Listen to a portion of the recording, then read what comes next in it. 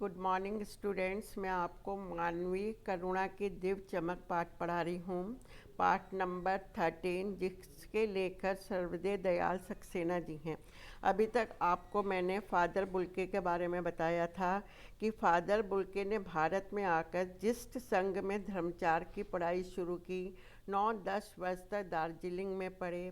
कोलकाता से बीए और इलाहाबाद से एमए किया था और हिंदी को राष्ट्रभाषा के रूप में देखने की चिंता थी, जिसके लिए वह हर मंच पर अपना दुख प्रकट करते थे और हिंदी वालों द्वारा हिंदी की उपेक्षा करते देख उन्हें दुख होता था। आज मैं इसका अगला पहरा पढ़ा रही हूँ, आपको बता रही हूँ।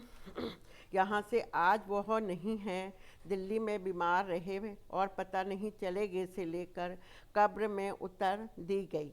पहले इसके मैं आपको भावार्थ अर्थ ले लेती हूँ।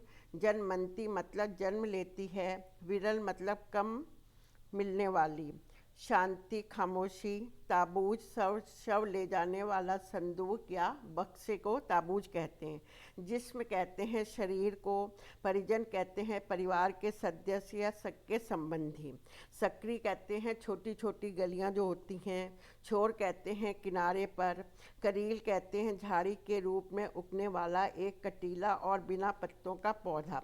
करील मतलब कि झाड़ी के रूप में होता है, उगने वाला एक कटीला कांटेदार पौधा और उसमें पत्ते नहीं होते।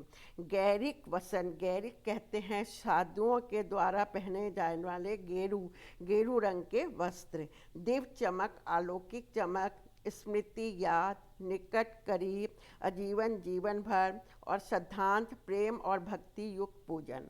आज मैं आपको बता रही हूँ, आज वह दिल्ली में बीमार पड़े हैं। लेखक कहते हैं, लेखक को फादर बुल्के की बीमारी का पता नहीं चलता, दिल्ली में बीमार इतने समय तक रहे, यही सोचकर लेखक को दुख हो रहा है। और हाथ खोलकर गले नहीं लगे, दोनों हाथ की उंगलियां, वो कहते हैं आज जब मैं उन्हें मिलने गया, वो हाथ खोलकर, हाथ बाजू खोलकर मेरे गले नहीं लग गए। दोनों हाथ की उंगलियां शरीर के ऊपर एक दूसरे से जकड़ी हुई थी। उनके शरीर, मृत शरीर पड़ा होता, हाथ उनके शरीर के ऊपर पड़े हुए थे। चेहरे से जो शांति बरसी थी वो चेहरे पर थी।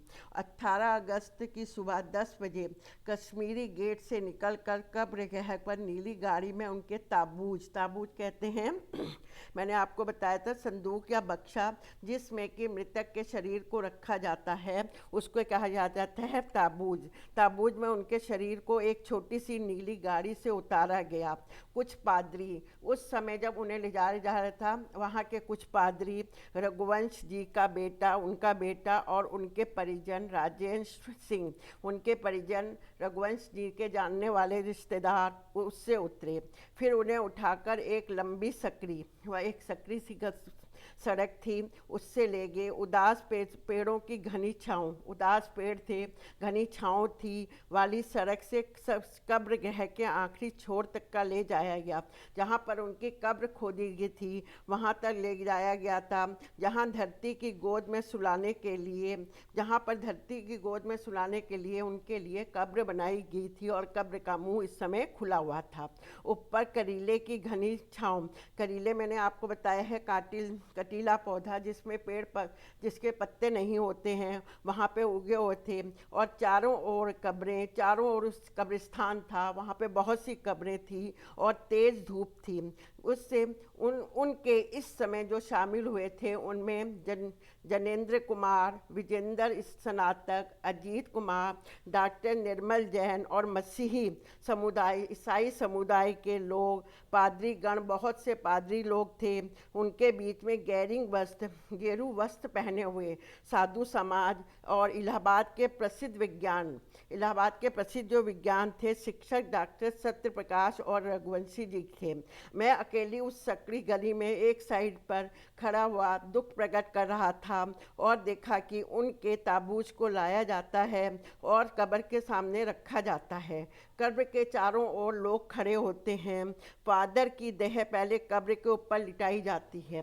फादर की देह को पहले कब्र के ऊपर रखा जाता है मसीह विधि से, क्योंकि वह ईसाई थे, तो ईसाई धर्म के अनुसार उनका अंतिम संस्कार होता है। रांची के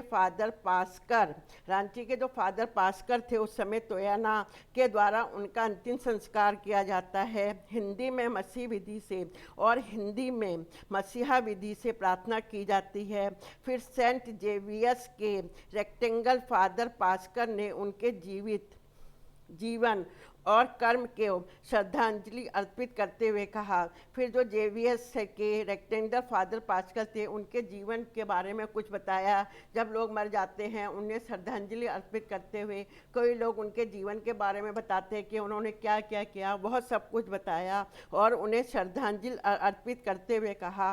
फादर बुल्के धरती में जा रहे हैं। फादर बुल्के क्या हो गया, इस समय इस धरती में जा रहे हैं। इस धरती से ऐसे रत्न पैदा हों जैसे फादर बुल्के थे। हम भगवान से प्रार्थना करते हैं कि जो भी इस धरती में आप जन्म ले वो फादर बुल्के की तरह ही ले। डॉक्टर सत्यप्रकाश जी ने भी अपनी श्रद्धांजलि में उन्हें श्रद्धांजलि दी और उनके अनुकरण जीवन को नमन किया। क्या किया? नमन किया।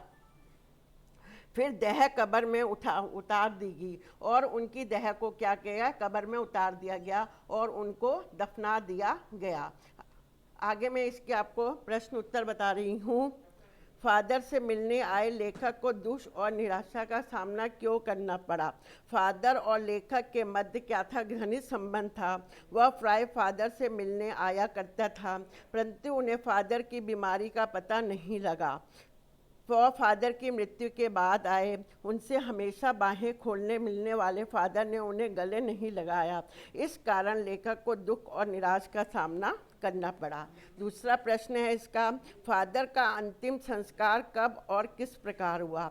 फादर का अंतिम संस्कार 18 अगस्त 1882 की सुबह दिल्ली के 1982 की सुबह दिल्ली के कश्मीरी गेट के निकटसन कब्रगृह में किया गया। यहीं उनका ताबूज नीली गाड़ी से उतारा गया। फिर उनके पार्थिव शरीर को लंबी सक्रिय पेड़ों की छांव वाली सड़क से कब्रगृह में ले जाया गया। कब्र अवाक होकर क्यों मुंह खोल रही थी? कब्र अवाक होकर इसलिए मुंह खोल रही थी ताकि फादर को अपने में समाहित कर चित्त विश्राम दे सके। फादर की अंतिम संस्कार में कौन कौन लोग शामिल हुए थे? फादर के अंतिम संस्कार में जितेंद्र कुमार, विजेंद्र सनातन, अजीत कुमार, डॉक्टर निर्मल जैन, मसीह समुदाय के लोग, पादरी गण और गैरिक वस्त्र पहने इलाहाबाद के प्रसिद्ध विज्ञान शिक्षक डॉक्टर सत्यप्रकाश तथा डॉक्टर रघुवंश जी शामिल हुए थे। फादर का अंतिम संस्कार किसने किया था? फादर का अंतिम संस्कार रांची के फादर पास्कर तोया द्वारा किया गया था। आज मैंने आपको ये पहला पढ़ाया है, यह पहला यहाँ पे ख़त्म हो गया। इसका एक पहला और है, वह मैं आपको कल पढ़ाऊँगी।